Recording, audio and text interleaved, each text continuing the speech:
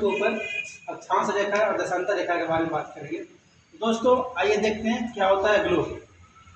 दोस्तों ये हमारी ग्लोब है। दोस्तों क्या होता है ग्लोब? दोस्तों ग्लोब पृथ्वी का एक काल्पनिक संरचना है जिसके माध्यम से हम पृथ्वी के बारे में अध्ययन करते हैं। पृथ्वी के ऊपर जो भी घटनाएं घटती है, जैसे मान लीजिए कहाँ का तापमान कितना है, कहाँ कौन सा देश है, इस सब के बारे में जो अध्ययन करते हैं वो हम ग्लोब के ऊपर करते हैं। तो दोस्तों पृथ्वी का एक काल्पनिक और छोटा सा रचना है जिसे हम ग्लोब बोलते हैं। दोस्तों अब आइए अक्षांश रेखा की बात करते हैं। दोस्तों अक्षांश रेखा ध्यान से थोड़ा देखिएगा, ये पृथ्वी को दो बराबर भागों में बांटता है, इसे हम विषुवत रेखा बोलते हैं। दोस्तों ये विषुवत रेखा पृथ्वी को दो अलग अलग भागों में बांटते हैं।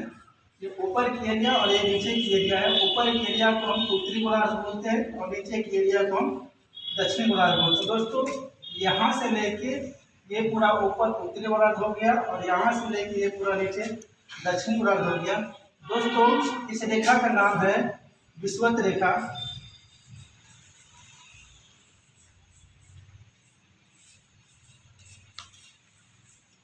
विषुवत रेखा दोस्तों इसे हम भूमध्य रेखा भी बोलते हैं और इंग्लिश में से इक्वेटर बोलते हैं। दोस्तों आइए अब समझते हैं। दोस्तों इस रेखा की जो मान होता है दोस्तों वो 0 डिग्री होता है। कितना होता है? 0 डिग्री। दोस्तों विषुवत रेखा के मान 0 डिग्री होता है।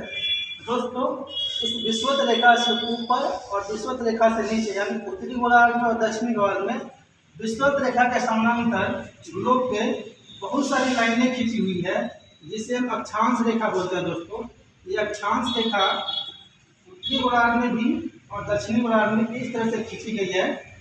ये अक्षांश रेखा होती है। दोस्तों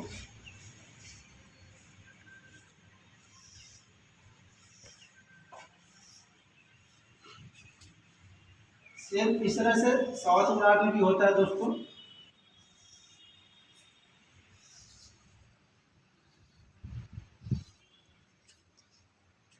दोस्तों ये अक्षांश रेखा है, जितना भी देख रहे हैं आप, विषुवत रेखा के समानांतर है। उत्तरी गोलार्ध में भी है और दक्षिणी गोलार्ध में एक अक्षांश रेखा है। दोस्तों इस अक्षांश रेखा को अंग्रेजी में दोस्तों लैटिट्यूड बोलते हैं। दोस्तों जिससे इस नाम से इसका स्पष्ट हो रहा है कि लैटिट्यूड यानी जो लेटी हुई रेखा है ना ग्लोब के ऊपर वो अक्षांश रेखा है। दोस्तों इसे हम अंग्रेजी में लैटिट्यूड बोलते हैं। आइए समझते हैं इसका डेफिनेशन क्या होता है। तो दोस्तों ग्लोब के ऊपर विषुवत रेखा के समानांतर नॉर्थ में और साउथ में ग्लोब के ऊपर विषुवत रेखा के समानांतर वो रेखा है जो पूर्व से पश्चिम की ओर खींची गई है। वो सारी रेखाएं अक्षांश रेखा कहलाती है। विषुवत रेखा के समानांतर उत्तर में भी और दक्षिण में भी वे सभी रेखा अक्षांश रेखा कहलाती है जो पूर्व से पश्चिम की ओर खींची गई है। दोस्तों अब आइए ये जो रेखा खींची गई है वो हर 1 डिग्री के अंतराल पे खींची गई है। हर एक रेखा के बीच में 1 डिग्री का कोण बनता है। दोस्तों 1 डिग्री के अंतराल पे खींचा गया है।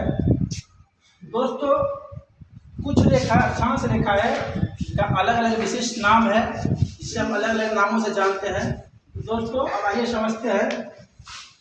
ये जो विषुवत रेखा है जो 0 डिग्री है, इसके अगर ऊपर हम जाते हैं उत्तरी गोलार्ध में जाते हैं तो दोस्तों 23.5 डिग्री, मान लो यहाँ 23.5 डिग्री होता है, 27 डिग्री का 27वां लाइन है, तो 23.5 डिग्री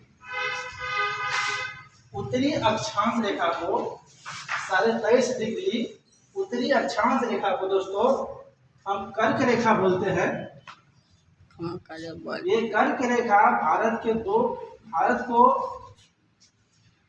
होकर गुजरती है। दोस्तों भारत को पूरी तरह से डिवाइड कर देता है, आधा कर देता है।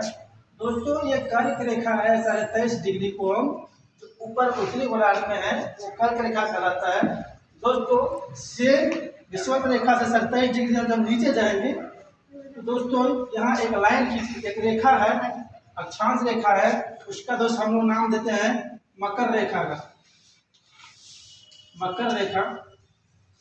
दोस्तों जब हम 27 डिग्री उत्तर में जाएंगे तो वो कर्क रेखा हो जाएगा। जब 27 डिग्री जो दक्षिण में जाएंगे तो वो मकर रेखा कहलाएगा। दोस्तों एक रेखा और है जिसको विशेष नाम दिए हैं। दोस्तों जब 27 डिग्री से ऊपर और नॉर्थ की ओर जाएंगे दोस्तों आता है 66.5 डिग्री। 66.5 डिग्री दोस्तों इस अक्षांश रेखा का नाम है आर्कटिक रेखा।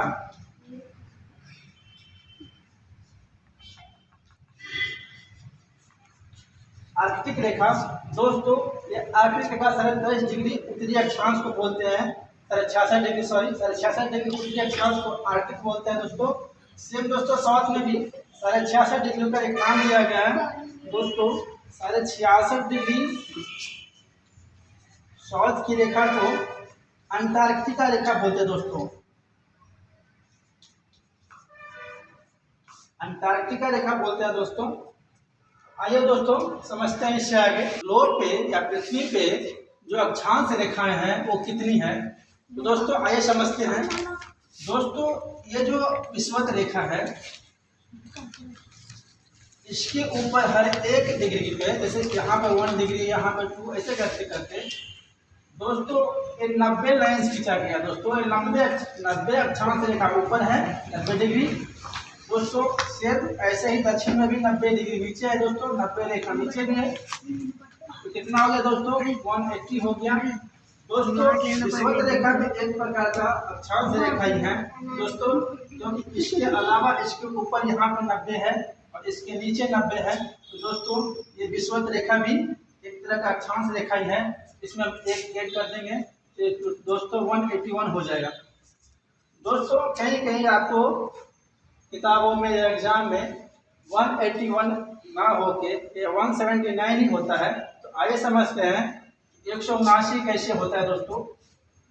दोस्तों क्या होता है ना, जैसे इसको हम खींच रहे हैं ना तो ये समानांतर जा रहा है क्योंकि पृथ्वी हमारी गोल है, ये ग्लोब भी गोल है। तो इस तरह से जैसे जैसे हम आगे बढ़ते जाएंगे उत्तरी गोलार्ध में भी और दक्षिणी गोलार्ध में भी।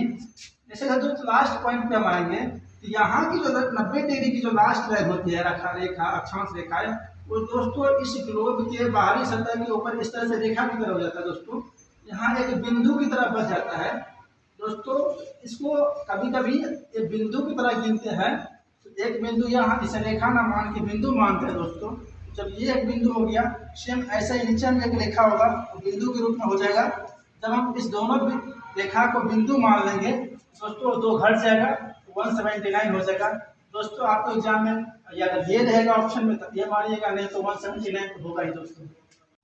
तो दोस्तों अब आइए समझते हैं कि ये जो अक्षांश रेखा है दोस्तों जो कि 1 डिग्री के अंतराल पर खींचा गया है, इन अक्षांश रेखाओं के बीच 2 अक्षांश रेखाओं के बीच की दूरियां कितना होती है। जैसे अक्षांश रेखा मान लो 1 है और 1 है, इन दोनों के बीच की दूरी कितना किलोमीटर होता है।